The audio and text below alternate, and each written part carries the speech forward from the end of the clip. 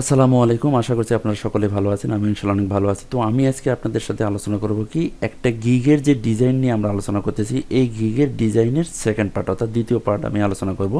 দ্বিতীয় পার্ট আলোচনা করার আগে আপনাদেরকে আমি এখানে তিনটা গুরুত্বপূর্ণ যে তিনটা বিষয় আছে সেই তিনটে বিষয় আমাদেরকে খেয়াল করতে হবে, সেই তিনটে বিষয় আমি আপনাদেরকে একটু বলে নিই। সেটা কি, যে আমরা যে গিগের ডেসক্রিপশন রাখবো, এই গিগের ডেসক্রিপশন অবশ্যই 1000 থেকে 1050 ক্যারেক্টারের মধ্যে রাখার চেষ্টা করব।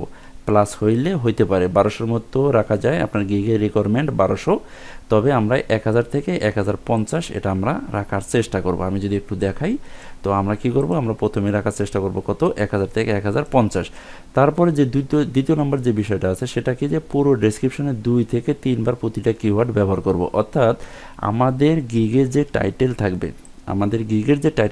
এখানে যে আমরা 2 থেকে 3টা যে কিওয়ার্ড ইউজ করব, এই কিওয়ার্ডগুলো আমরা আমাদের ডেসক্রিপশনে, পুরো ডেসক্রিপশনে অর্থাৎ 1000 থেকে 1050 যে আপনার ক্যারেক্টার থাকবে, এই ক্যারেক্টারের মধ্যে প্রত্যেকটা কিওয়ার্ড 2 বার অথবা 3 বার ব্যবহার করার চেষ্টা করব। 3 নম্বর যে বিষয়টা সেটা হলো কি, ডেসক্রিপশনে কোনো প্রকার কপিরাইট কিংবা প্লাগিয়ারিজম আছে কিনা সেটা আমরা চেক করব। এই তিনটে বিষয় আপনাকে অবশ্যই একটা ডেসক্রিপশনের জন্য করতে হবে। এখন দেখেন আমার যে গিগটা এখানে সাজানো আছে, আমরা টাইটেলটা তো দেখেছি গত ভিডিওতে, তো এখানে আপনারা আবার দেখে নেবেন। এখানে আমার কি, যে এখানে আমার হলো যে মেটা tag, meta description, meta title, meta on page SEO, এটা আমার যদিও মেন কিওয়ার্ড। এই যে আমার যে কিওয়ার্ড 3 থেকে 4টা কিওয়ার্ড আছে, এই কিওয়ার্ডগুলো আমি এখানে কতবার ব্যবহার করেছি এই বিষয়টা আমি আপনাদেরকে একটু দেখাচ্ছি।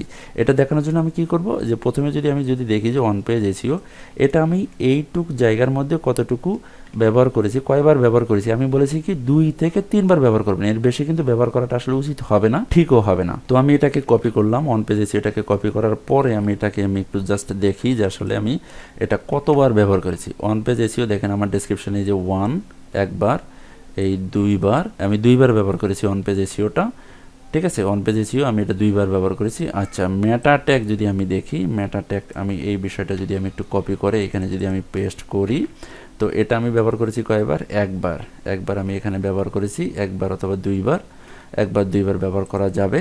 আচ্ছা, মেটা ডেসক্রিপশনটা যদি আমি দেখি, আমি কয়বার ব্যবহার করেছি, মেটা ডেসক্রিপশনটা আমি ব্যবহার করেছি 1 বার, 2 বার, 3 বার। আমি মেটা ডেসক্রিপশন কয়বার ব্যবহার করেছি, 3 বার, এই একবার, 4 বার আছে আমার মেটা ডেসক্রিপশন। আমার ডেসক্রিপশনে মেটা ডেসক্রিপশনটা 4 বার ইউজ করা হয়েছে।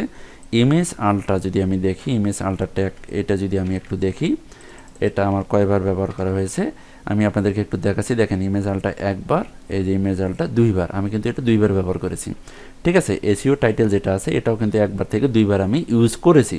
আমার প্রত্যেকটা কিওয়ার্ড কিন্তু আমার যে রিকোয়ারমেন্ট আছে, একটা গিগের যে রিকোয়ারমেন্ট, ফাইবারের যে রিকোয়ারমেন্ট করে, এই রিকোয়ারমেন্ট অনুযায়ী কিন্তু আমার আছে।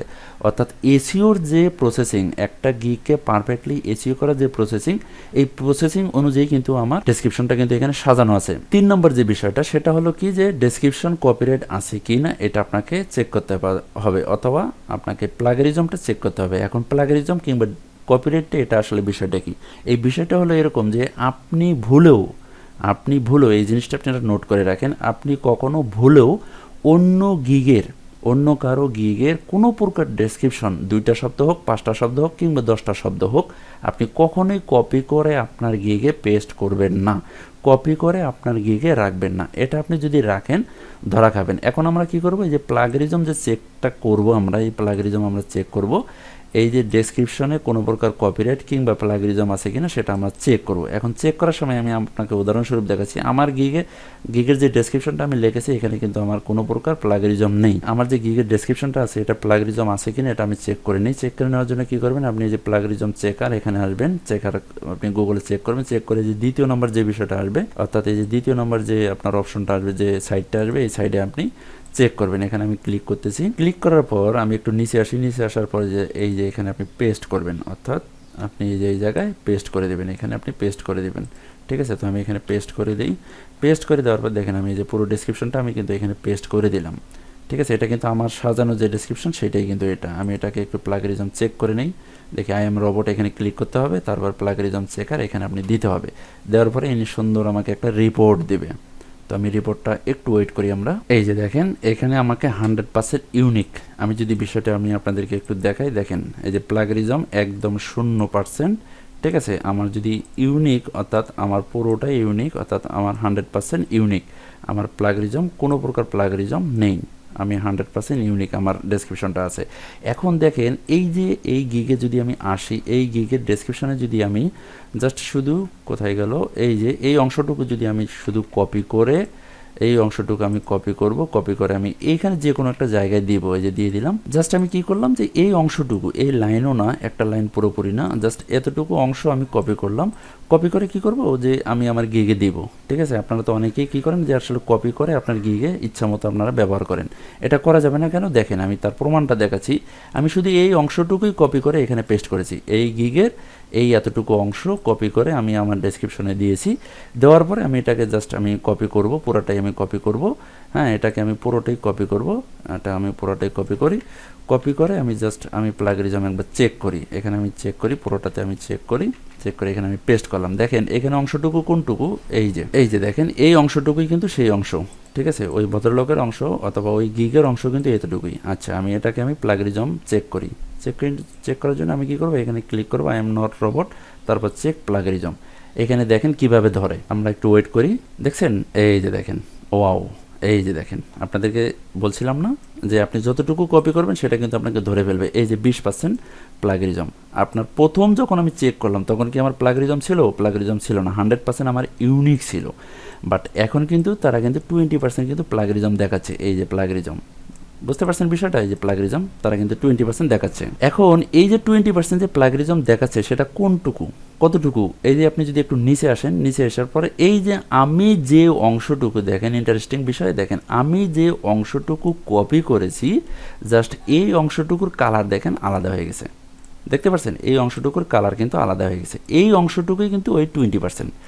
এবং এই যে 20% যেটা দেখাইলো এখানে, এটার দেখেন কোন গিগ থেকে আপনি চুরি করেছেন, অর্থাৎ আপনি কোন গিগ থেকে আপনি নিছেন। ঠিক আছে, এই বিষয়টাও কিন্তু এখানে কিন্তু দেখাচ্ছে। এটা কিভাবে দেখবেন, এই যে দেখেন আমি আপনাদেরকে একটু দেখাই। দেখেন এই যে আপনি যে গিগ থেকে আপনি এই অংশটুকু চুরি করে রাখছেন, এই যে সেই গিগের আপনার লিঙ্কটা কিন্তু এখানে দেখাচ্ছে। অর্থাৎ আপনি এই অংশটুকু আপনি এই গিগ থেকে চুরি করেছেন, এই যে গিগের লিঙ্কটাও এখানে দেখাচ্ছে। ঠিক আছে, একজন যে কেউ যদি আপনারা যদি ফাইবারে কারো গিগ থেকে যদি আপনি কোনো কিছু কপি করে যদি আপনার ডেসক্রিপশনে দেন, তাহলে দেখেন ধরার মতো ক্ষমতা আপনার ফাইবারের আছে কি না সেই বিষয়টা শুধু একটু চেক করে নেবেন। ঠিক আছে, আমি এই অংশটুকু দিয়েছি, দেখেন এটা কোন গিগের, এই যে গিগের লিঙ্ক সহ এখানে চলে আসছে। অর্থাৎ আপনি যদি কারো ডেসক্রিপশন থেকে বিন্দু পরিমাণ যদি আপনি চুরি করে যদি আপনি আপনার ডেসক্রিপশনে দেন, তাহলে কিন্তু আপনি এরকমভাবে ধরা খাবেন। তো যাই হোক, এটাই হলো যে আসলে প্লাগরিজম আপনাকে অবশ্যই চেক করে নিতে হবে। ঠিক আছে, তাহলে আমাদের গিগের ডেসক্রিপশনে কয়েকটা বিষয়, সেটা কি কি, কয়েকটা বিষয় গেল, সেটা কি কি, সেটা হলো যে আপনার অবশ্যই 1000 থেকে 1050 রাখার চেষ্টা করবেন। এর বেশি আপনি দিতে পারেন, সমস্যা নেই, তবে রাখার চেষ্টা করবেন 1000 থেকে 1050 ক্যারেক্টারের মধ্যে।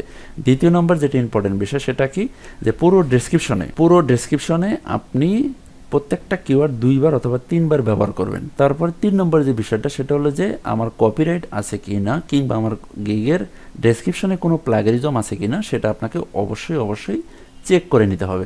ঠিক আছে, এটার জন্য আমি যে প্রসেসিংটা দেখালাম, এই প্রসেসিং অনুযায়ী আপনি আপনার ডেসক্রিপশনটা আপনি চেক করে নেবেন।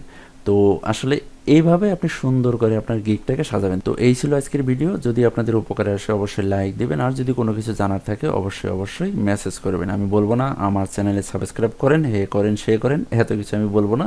যদি আপনার ভালো লাগে অবশ্যই আপনারা সাবস্ক্রাইব করবেন নিজ দায়িত্ব থেকে। তো সকলে ভালো থাকবেন, সুস্থ থাকবেন, আল্লাহ হাফেজ।